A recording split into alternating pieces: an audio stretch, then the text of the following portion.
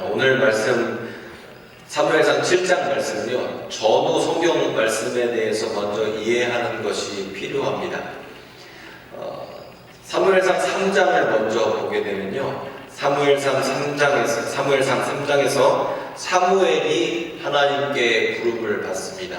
그리고 맨 처음에 하나님께 음성 들은 메시지의 내용이 선임자였던 엘리 제사장의 가문에 대한 멸망의 소식을 듣게 됩니다. 그리고 사무엘상 4장으로 넘어가서 블레셋과 전쟁을 하게 되는데요, 그때에 이스라엘이 불리했습니다. 그래서 이스라엘의 하나님의 능력을 힘입고자 언약궤를 가져오게 시켰습니다. 그래서 엘리의 두 아들이었던 홈니와 비느하스가 하나님의 언약궤를 가지고 왔죠. 그리고 하나님의 언약궤가 있으면 승리할 거라고 굳게 믿었는데, 언약궤가 있었음에도 불구하고 블레셋에게 크게 패했습니다.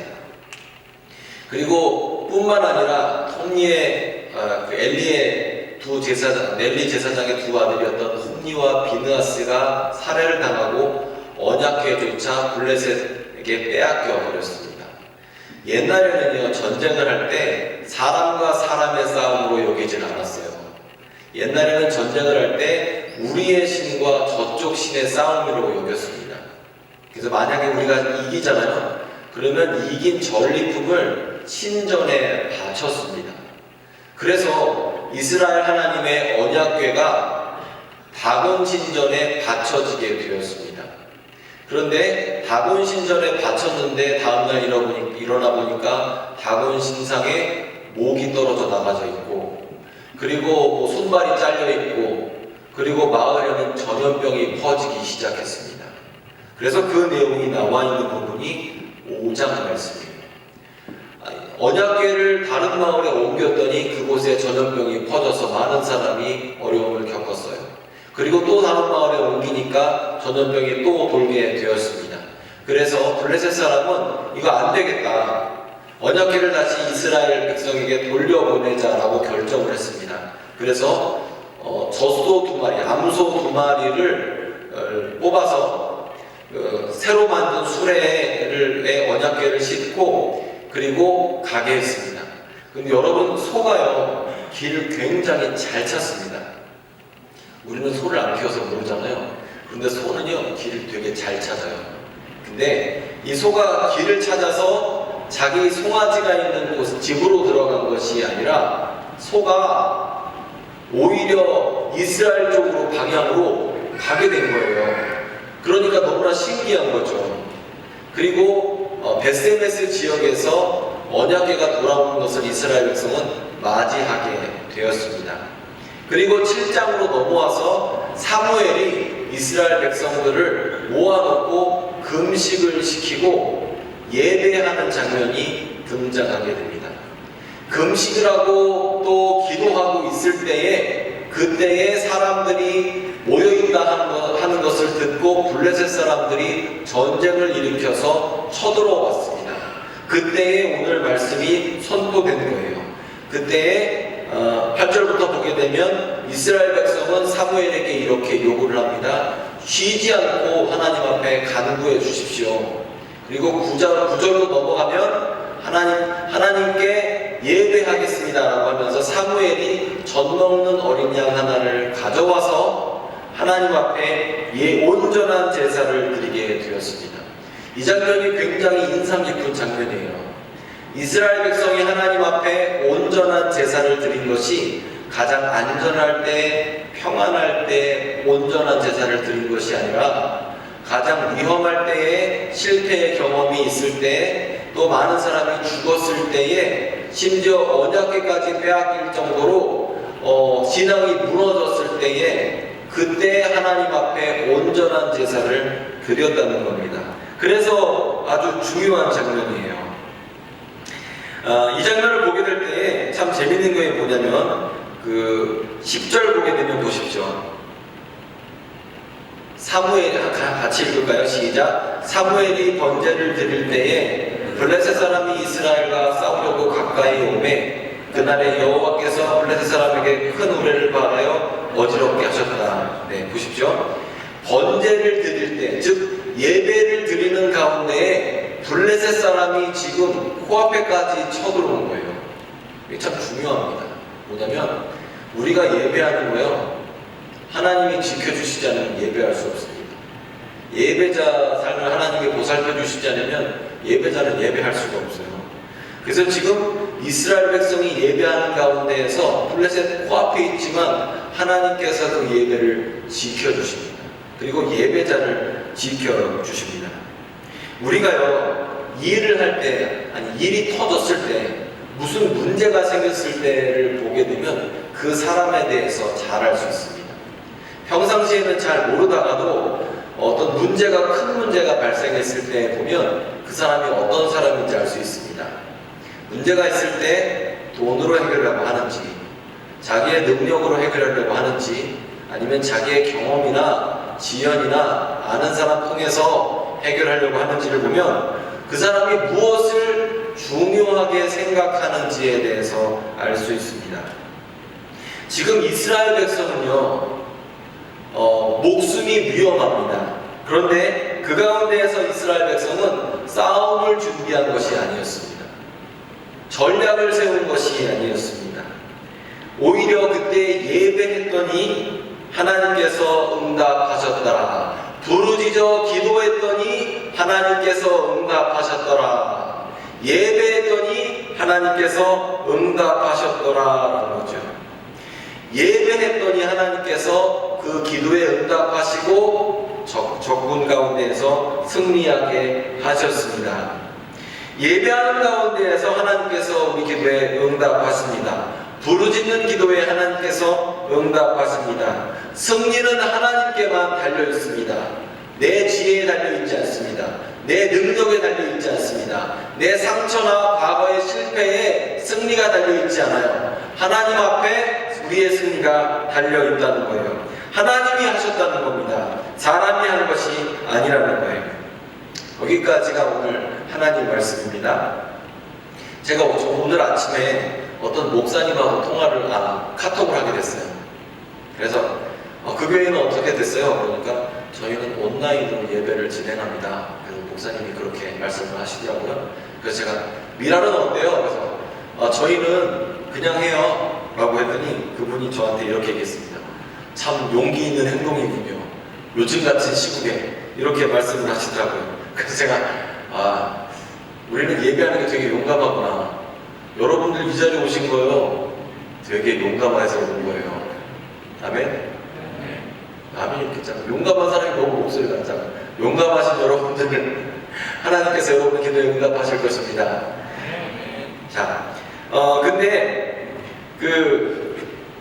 사실요, 우리는 용기 있어서 왔어요? 아니면 그냥 매주 오다 보니까 그냥 왔어요? 제가 오늘 교회에서 아까 2부 설교를 할 때 나는 장로님들한테 물어보니까 용기 있어서 왔어요? 아니면 장로니까 왔어요? 그러니까 다들 말씀을 못 하시더라고요. 우리는요, 가끔 교회 예배하러 올 때 용기 있어서 순교의 신앙으로 온 게 아니라 가끔은 습관적으로 오기도 하고 아니면 어리배역거리에서 오기도 한다는 거예요. 사실 여러분, 블레셋이 쳐들어왔어요. 그러면 누가 남아있을까요? 사실 어려우면요, 사람이 흩어지게 돼 있거든요. 예수님도 오병이어 기적을 일으키시고 예수께서 죽은 자를 살리시고 할 때는 사람들이 엄청나게 많이 몰렸습니다. 그런데 매 맞고 십자가로 가까이 골고다 언덕으로 가실 때에는 주위에 사람이 없었어요. 여자 몇 명하고 예수님의 어머니밖에 없었습니다. 힘들 때에는 사람이 흩어지게 되어 있어요. 이스라엘 백성은 이미 블레셋에게 한번 크게 졌습니다. 많은 사람이 죽었어요. 그런데 블레셋이 지금 여기까지 쳐들어왔어요. 전쟁 준비가 안 되어 있습니다. 이 사람들은 금식하러 예배하러 모였던 거지 전쟁하려고 모인 게 아니었어요. 그런데 적이 왔습니다. 그러면 여러분 생각에는 어떤 사람이 남았을 것 같아요? 자, 한번 손들어서 투표를 한번 해볼까요? 용기 있는 사람이 남았을 것이다. 1번. 그리고 싸움 잘하는 사람이 남았을 것이다. 2번. 자, 1번 용기. 2번 싸움 잘하는 사람, 1번 한번 손 들어볼까요? 손 1번. 용기 있는 사람이 많네요. 그러면 싸움 잘하는 사람이 남았을 것이다. 의외로 또 몇 분 계시네요. 투표 결과가 너무 비슷하네요. 2부 때도 이런 분위기였어요. 용기 있는 사람이 대부분 남았을 것이다. 그리고 싸움 잘하는 사람은 몇 분 없었어요. 근데 제 생각에는요, 누가 남았을 것 같냐면 어리버리한 사람이 남았을 것 같아요.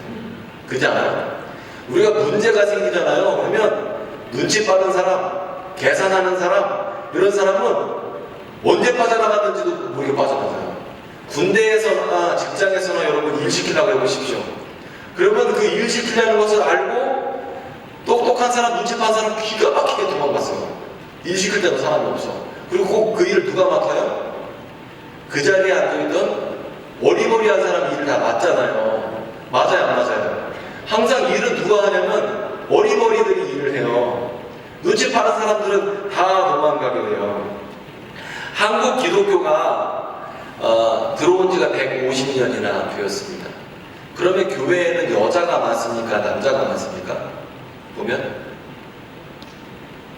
몰라요. 여자가 많아요? 남자가 많아요? 우리 교회에 권사님이 많아요? 안수 집사님이 많아요? 여자들이 훨씬 많잖아요. 그런데 순교자들은 남자가 많을 것 같아요? 여자가 많을 것 같아요? 여러분 생각할 때 누가 많을 것 같아요? 남자 순교자가 많을 것 같아요? 여자 순교자가 많을 것 같아요? 남자랑 여자는 그 비율이 비슷하거나 남자가 조금 더 많을 겁니다. 근데 저는 거기에 이유가 있다고 생각해요. 왜냐면 순교할 것 같으면 이 눈치 빠른 여자들은 이미 다 도망가 버린 거죠. 그리고 어리버리 남자들만 멀거리 앉아있다가 순교를 당한 거예요. 그래서 순교는 정확하게 얘기하면 신앙의 문제가 아니라 눈치의 문제다. 신앙은 다 있죠. 그런데 눈치 없이 가만히 앉아있다가 순교 당한 거다라고 제가 생각을 합니다. 그런데 사실 신앙뿐만 아니라 이렇게 어리버리한 사람들에게 복을 주시는 경우가 되게 많아요. 그리고 실제로 어리버리하고 좀 모자란 사람들, 이런 사람들이 부자 되는 경우 되게 많이 있습니다. 제가 아는 교수님이 강남 토박입니다. 자기가 어렸을 때는 강남이 다 배밭이었대요. 농사 짓고 그랬다는 거예요. 그런데 어느 순간 땅값이 오르고 하면서 그 지역이 개발되고 해서 지금은 평당 몇 억씩 하는 땅이 다 되었다는 거예요. 근데 눈치 빠른 사람들은 돈을 못 벌었답니다. 예를 들어서 여러분, 내가 우리 집이 원래 4억짜리 집인데 어떤 사람이 와서 12억을 준다고 그래요. 아니 20억을 준대요. 그러면 집 팔겠어요? 안 팔겠어요? 당연히 팔죠. 4억짜리 집을 6억만 준다고 그러면 다 팔걸요? 그런데 4억짜리 집을 12억, 20억 주고 사겠다는 거예요. 밭을. 그래서 눈치 빠른 사람, 계산하는 사람들은 밭을 다 팔았습니다. 그럼 누가 부자가 됐냐면, 누가 와서 내가 밭을 20억에 사겠습니다. 그러면 아이 무슨 소리예요? 조상 대대로 붙여먹던 땅을 어떻게 팔아요? 못 팔아요. 내 눈에 흙이 들어와도 못 팝니다. 라고 하면서 끝까지 어리버리 농사짓던 사람이 나중에 그 땅을 수백 배에 팔았다는 거예요. 계산 빨리 하는 사람들이 부자 되는 게 아니라 오히려 조금 모자란 사람들이 부자 되는 경우 되게 많아요. 그래서 여러분들 직장 생활 하실 때에도 높이 올라간 사람일수록 조금 어리버리하고 좀 모자랄 것 같은 사람이 되게 많아요. 회장님들이나 이런 사람들 얘기해보면요, 의외로 단순한 경우 되게 많이 있습니다. 그리고 돈이란 건 참 재미있어서 돈은 발이 달렸대요. 내가 돈을 쫓아다니면 절대 돈을 잡을 수가 없답니다. 절대 못 잡는데요. 그런데 돈이 지나다니는 골목에서 어리버리 이렇게 지키고 있으면, 돈의 길목을 우직하니 지키고 있으면 돈을 벌게 된다고 그런 얘기를 하는 걸 제가 들어본 적이 있습니다. 그래서 사실요, 이 어리버리들을 통해서 하나님께서 일하시는 경우가 되게 많아요. 어쩔 수 없이 그 자리에 있었던 사람, 조금 눈치가 없지만 그 자리를 계속 지키는 사람을 통해서 하나님께서 복을 주시고 일하시는 경우가 참 많이 있습니다. 미련하기 때문에 사실 복 받은 게 아니라, 어리석기 때문에 복 받은 것이 아니라, 미련하기 때문에 성공한 것도 아니에요. 미련하게 그 자리에서 계속 예배했더니 하나님께서 복을 주신 거죠. 미련해서 예배하는 것이 아니라 예배가 해결책이기 때문에 예배했더니 하나님께서 그 예배를 받으시고 오늘 말씀처럼 부르짖는 기도에 응답하셨다는 겁니다. 자, 여러분 삶 가운데에서 블레셋이 쳐들어오면, 삶의 블레셋이 쳐들어오면 어떻게 하시겠어요? 내가 이미 실패했었는데, 난 그 부분이 너무나 아픈데, 그리고 거기에 대해서 내가 능력이 없는데, 계산해도 답이 안 나오고 이거 싸움 해봐도 이미 질 것 같은데, 이 삶의 문제, 삶의 블레셋 가운데서 여러분은 어떻게 하시겠습니까? 고난 앞에서 인간이 어떻게 할까요? 제가 여기에서 조사를 해봤어요. 그랬더니 먼저 보면 우리는요, 고난을 겪게 되면, 삶의 블레셋을 경험하게 되면 몇 가지를 겪는데, 첫 번째, 과거가 괴롭히는 경우가 있어요. 블레셋이 쳐들어왔을 때 이스라엘 백성이 어떻게 느꼈죠? 아, 나 지난번에 얘네들한테 되게 크게 졌는데, 심지어 언약궤도 뺏겼는데, 아, 이번에 해도 질 것 같은데 라고 하면서 과거의 경험들, 그리고 그 실패가 나를 괴롭히는 경우가 있어요. 여러분이 만약에 시험을 보셨을 때, 공무원 시험이든 뭐 여러 가지 시험을 보셨을 때 그 시험 실패란 경험이 있다면 그 실패의 경험이 나를 괴롭혀요. 문제가 있을 때 우리는 어떻게 하냐면 실패의 경험에 비추어서 나를 보기도 해요. 두 번째로, 실패의 경험이 없다고 하더라도 문제가 있으면 내 능력을 먼저 봐요. 즉, 주제 파악을 한다는 거죠. 문제가 생겨요. 그러면 어떻게 하냐면 나 자신을 한번 살펴봐요. 그러면서, 아, 나는 무기가 없네. 여기 예배하러 왔지 전쟁하러 왔냐? 나는 무기가 없네. 나는 모자라네. 적들은 너무 강하네. 나는 실력이 별로 없네. 나는 능력이 별로 없네. 나는 훈련이 안 돼 있네. 라고 하면서 자기 자신에 대해서 파악하려고 했습니다. 파악하려고 그렇게 노력을 해요. 그게 인간이에요. 그래서 처음에는 경험에 비추어서 나를 한번 보고, 두 번째는 내 능력을 비추어서 나를 한번 보는 거예요.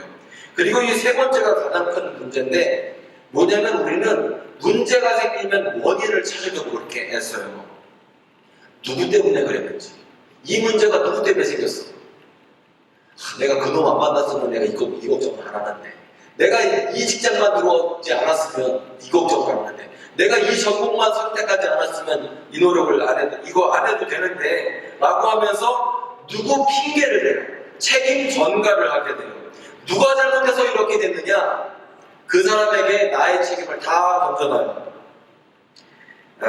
우리가 이게 기본적으로 문제가 생기면 나 자신을 봐요. 그러면서 원인을 찾아요. 누구 때문에 그랬냐라고 하는 거죠. 이게 인간의 본성이에요. 어떤 백만장자가 집에서 파티를 했다고 합니다. 이 사람이 너무너무 부자래요. 만수르 많고 부자래요. 만수르인지 억수르인지 엄청나게 부자래요. 그래서 권력자들을 다 초대하고 연예인들을 초대하고 음식들을 준비하고 하면서 파티를 크게 했습니다. 그리고 파티가 이렇게 무르익을 때쯤에 그 풀장 경기를 한 거예요. 그러더니 그 풀장을 가리키면서 이 억만장자가 이렇게 얘기합니다. 내가 이 풀장에 지금 상어를 집어넣었습니다. 그리고 이 풀장에 내가 악어떼들을 넣었습니다. 그리고 이 풀장에 내가 지금 식인 물고기 피라냐를 넣었습니다. 누가 용기 있게 이 풀장을 수용해서 저기까지 갈 수 있다면 저는 그 사람에게 무슨 소원이든지 다 들어주도록 하겠습니다. 약속하겠습니다. 하고 큰 소리를 쳤습니다. 그런데 이 말이 끝나자마자 어떤 덩치 큰 건장한 청년이 물속에 뛰어든 거예요. 그러면서 악어가 물어 뜯으려고 했는데 그 악어를 피해서 수영을 막 한 거죠. 그리고 피라냐가 막 쫓아다니는데 피라냐가 더 빨리 수영을 했습니다. 그리고 백상아리가 쫓아다니는데 거기를 피해서 그 건너편에 도착한 거예요. 그러니까 파티에 있던 사람들이 얼마나 놀랐겠어요. 깜짝 놀랐죠. 그래서 이 억만장자가 이 청년에게 다가가서 이렇게 얘기했습니다. 당신은 정말 용기 있는 사람이군요. 대단합니다. 당신의 소원이 무엇이든지 내가 들어주도록 하겠습니다. 그래서 이 청년이 이렇게 얘기했습니다. 나를 이 풀장에 떠미는 그 사람 이름 좀 가르쳐 주십시오. 이렇게 대답을 했다는 거예요. 우리는요, 문제가 생기면 어떻게 하냐면 원인을 알고 싶어요. 누가 그랬는지를 알고 싶어요. 누가 나 밀어 넣었는지, 누구 때문에 내가 이 고생을 했는지를 알고 싶어 한다는 거예요. 그런데 여러분, 중요한 건 뭐냐면 누가 빠뜨렸는지 알면 뭐 하겠습니까? 정말 중요한 것은 나와야 한다는 거죠. 해결책을 찾는 게 중요하지 원인을 찾는 것은 중요하지 않아요. 블레셋이 지금 여기까지 왔습니다. 나는 무기가 없어요. 우리는 전쟁하러 온 것이 아니라 기도하러 왔어요. 이미 금식했어요. 이 가운데에서 해결책이 무엇이냐라고 했을 때 사무엘은 이때 예배를 선택했다는 거죠. 사실요, 우리는 하나님 앞에서 하나님께서 우리에게 무엇을 원하실 것 같아요? 하나님께서 우리의 계산을 원하실 것 같아요. 하나님께서 내가 얼마나 능력 없는지 내가 파악하는 걸 원하실 것 같아요. 삶의 고난 앞에서 내가 어떤 실패의 경험이 있는지 주님은 내가 그걸 잘 파악하기를 원하실 것 같아요. 어떤 교훈을 얻기를 원하실 것 같아요.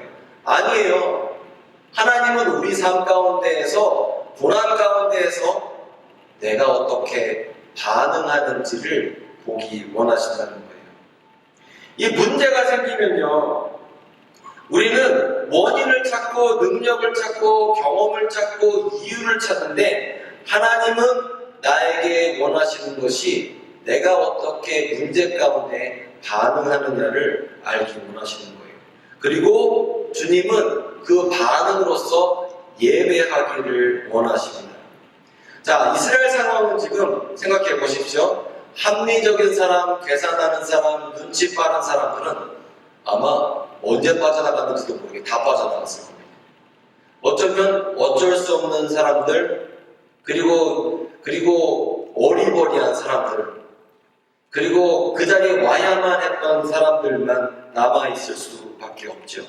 그런데 그때 사무엘은 그런 사람들을 모아놓고 어쩌면 숫자도 많지 않았을 겁니다.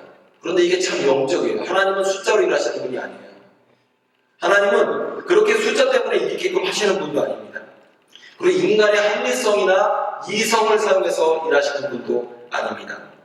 그런데 하나님께서 사무엘은 지금 이 가운데에서 하나님을 바라보며 군사적인 방법이 아니라 사람의 방법이 아니라 부르짖어 기도하고 젖 먹는 어린 양을 주님 앞에 번제로 드리며 온전한 제사를 드렸어요. 그랬더니 9절을 보면 젖 먹는 어린 양 하나를 가져다가 온전한 번제를 여호와께 드리고 이스라엘을 위하여 여호와께 부르짖음에 어떻게 돼요? 여호와께서 응답하셨더라. 부르짖음에 응답하셨더라. 온전한 번제에 응답하셨더라. 이게 하나님 말씀이라는 거예요. 그리고 여기서 중요한 점은 부르짖어 기도했다는 겁니다. 성경에서 기도라는 건요, 묵상 기도가 없어요. 사실 우리가 말하는 묵상이라는 말, 하가라는 그 말도요, 잘 생각해보면 사자가 으릉으릉거리면서 짐승 앞에서 싸우기 직전에 내는 그런 의성어지, 그 묵상이라는 말이 조용하게 내가 생각으로 기도하는 걸 묵상이라고 말하지 않아요. 하나님 앞에 기도할 때 여러분 간절하게 내 상황이 절박하면 그게 묵상이 돼요? 음악이라도 나오지. 간절하게 기도하면 당연히 소리를 높일 수밖에 없어요. 부르짖어 기도했더니 여호와께서 응답하셨더라. 기도했더니 하나님께서 응답하셨어요.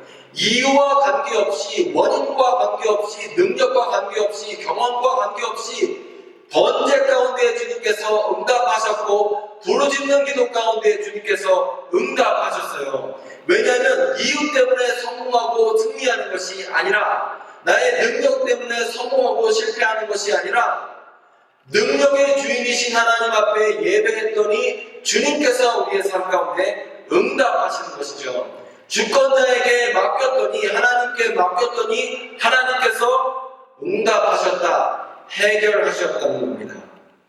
이게 오늘 말씀이에요.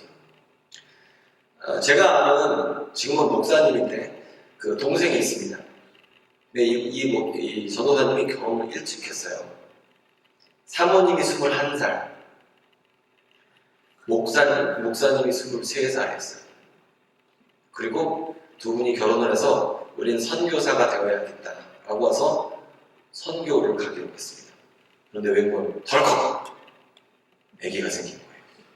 그래서 선교를 못 가게 됐어요. 그리고 덜컥 아기가 또 생긴 거예요. 여기서 끝나면 좋은데 덜컥 애가 또 3명이 생긴 거예요. 그래서 애가 셋이 생겼으니까 어떡해요. 예배하러 왔는데 이분이 찬양인도 하시거든요. 집에 쌀이 떨어졌는데 어떻게 해요? 찬양인도 해야 돼요? 안 해야 돼요? 해야지. 그리고 이게 좀 경제적 여유가 있을 땐 누군가에게 부탁을 해도 너무 어려우면 부탁할 수가 없어요. 창피해서 자존심 상하고 그러니까 부탁을 못하죠. 뭐라고 할 거야 사람들한테. 나 쌀 떨어졌으니까 쌀 달라고 할 거예요. 방법이 없지. 그래서 금요일날 찬양인도를 하는데 여러분도 마음이 다급하고 그 다음에 집에 애는 셋이 있는데 쌀은 없고 먹을 건 없고 당장 지금 끼니가 걱정이 되는 걱정해야 되니까 찬양인도를 하는 거예요. 그러면 여러분도 슬플 때 힘들 때 기도해보면 알겠지만 이게 막 눈물이 막 나오잖아요. 막 울면서 기도하게 되잖아요.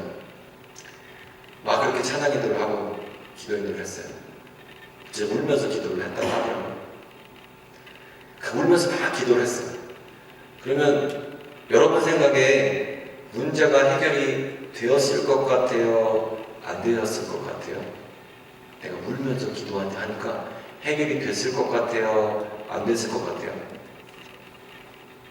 대답하기 어렵죠? 네? 아니 웃어도 해결이 안 되는데 울면 해결이 되겠어요? 안 되겠어요? 답이 없지. 그렇게 찬양인도를 하고 우리 찬양팀도 있지만 이 찬양팀들 끝나고 나서 하는 것도 많아요. 다시 정리해야 되고 악기 갖다 놔 원위치 시켜야 되고 정리할 게 많잖아요. 그래서 전도사님이 그때 자기 기타를 가방에다 집어넣고 그리고 이제 집으로 나가는 거예요. 쌀이 없는 집으로 가는 거예요. 갑자기 부목사님 불러요. 전사님! 이렇게 딱 쳐다보니까 성미야 몇 평이면 쌀 한 푼 가져가세요. 대박이죠. 대박이죠. 하나님은 전도사님이 기도하기 전부터 쌀푸대를 거기 준비시켜 놓으셨어요. 근데 기도하는 건데 몰랐던 거지. 그리고 기도 끝나고 나서 쌀푸대를 받게 된 거예요. 그리고 하시는 게 하나님께서 내 기도에 응답하신다 하면서 정말 너무너무 감사하다는 얘기를 들었어요. 물론 쌀 떨어졌을 때 엄마한테 전화하는 방법도 있겠죠. 하지만 그건 임시 해결책이죠. 그 쌀은 또 떨어질 겁니다. 그런데 만약에 쌀 떨어졌을 때 하나님 앞에 기도해서 응답을 받으면 쌀이 떨어질 때마다 하나님께서 공급해 주세요. 위기 때마다 응답해 주세요. 그리고 나와 함께하는 하나님, 여기까지 도우시는 하나님을 체험하게 되는 게 너무나 크거든요. 우리가 주님 앞에서 예배한다는 게요, 내가 가진 방법을 내려놓는 것을 얘기해요. 블레셋 앞에서 이스라엘이 젖 먹는 어린 양으로 온전한 제사를 드린다는 게 자기들이 가졌던 군사적 방법이나 인간적 능력이나 지혜나 전략이나 모든 걸 다 내려놓은 거예요. 과거의 상처도, 내가 과거에 성공했던 것도, 나의 지혜와 모든 걸 다 내려놓은 거예요. 그리고 능력의 주인이신 하나님 앞에 온전한 제사를 드렸더니 부르짖어 기도했더니 9절 말씀 함께 읽어볼까요? 9절 말씀